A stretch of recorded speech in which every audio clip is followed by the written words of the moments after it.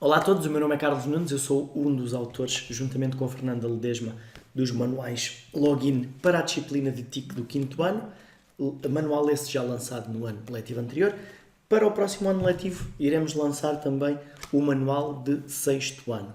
Este vídeo será apenas uma pequena apresentação do que poderão encontrar dentro do manual, particularmente útil para quem não conhece o manual anterior. Bom, portanto, mostrando aqui um pouco do interior.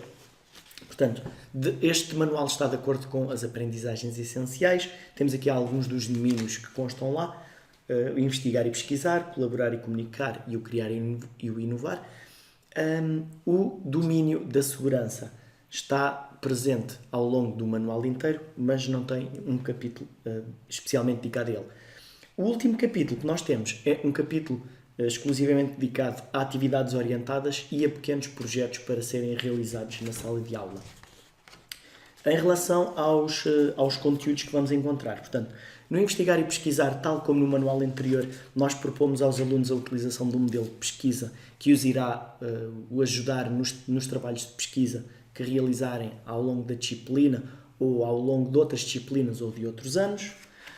Na parte do colaborar e comunicar, nós propomos a utilização de uma ferramenta para a criação de murais digitais. Neste caso em particular, nós introduzimos aqui a ferramenta Padlet, que permite ao professor criar um espaço online de uma forma controlada em que os alunos poderão interagir e criar algo colaborativamente sem necessitarem de criar uma conta de utilizador.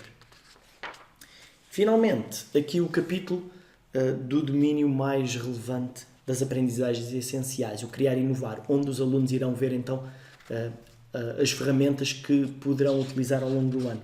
Portanto, de acordo com as aprendizagens essenciais, nós utilizamos aqui uma ferramenta de folha de cálculo, tal como no manual anterior. Nós temos aqui uma referência de como fazer determinadas tarefas, como guardar, como formatar células, como criar fórmulas, etc. Portanto, tudo isto de uma forma simples e adequada à idade destes alunos.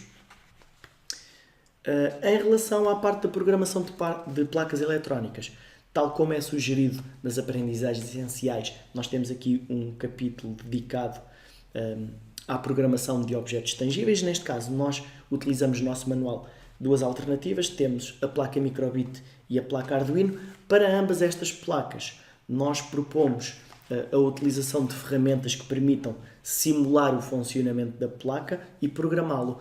Para quem não tem as placas verdadeiras na mão, portanto, placas para todos os alunos, que muitas escolas não terão, obviamente, nós propomos a utilização de simuladores que depois, tendo a placa, facilmente se transpõe o que está a acontecer no ecrã para a placa real.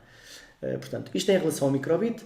Em relação ao Arduino, seguimos uma estratégia semelhante, com a diferença de que falamos também dos vários componentes que podem ser utilizados como a placa Arduino, como fazemos a ligação desses componentes à placa Arduino, portanto, como criar um pequeno circuito, e depois mostramos alternativas para programar e concluímos com a utilização de uma ferramenta que nos permite simular a criação do circuito em si e também a sua programação.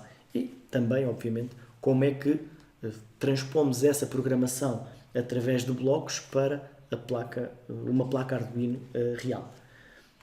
Passando aqui à parte final das atividades e projetos. Portanto, nós propomos dois tipos diferentes de atividades. Temos atividades simples, atividades orientadas, em que cada atividade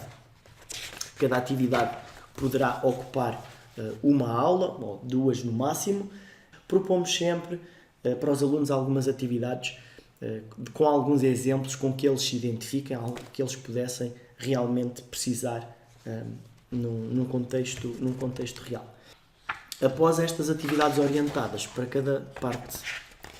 cada ferramenta, concluímos com uma atividade de projeto. Projeto este que poderá ocupar várias aulas e poderá ser utilizado pelo professor como complemento das atividades orientadas ou até como substituição. Depois, em relação à parte com a placa microbit e placa Arduino, usamos uma estratégia semelhante. Portanto, com atividades orientadas passo a passo, a explicar como criar, que blocos utilizar, porque utilizar esses blocos. No caso em particular da placa Arduino, além de mostrarmos que blocos é que precisam, começamos sempre por mostrar que componentes é que são necessários e como é que é feita a ligação desses componentes à placa Arduino, para o aluno ter sempre essa referência da criação do circuito em si. Portanto, tal como na atividade que eu mostrei antes, estas atividades com microbit e Arduino também terminam com a proposta de um projeto que poderá ser realizado na sala ou não, ou até poderá ser realizado um projeto diferente. Portanto, com esta pequena apresentação, espero que fiquem com uma ideia do que é que pretendemos fazer com o nosso manual. Esperamos que no futuro possa vir a ser útil a vocês como professores e também aos vossos alunos.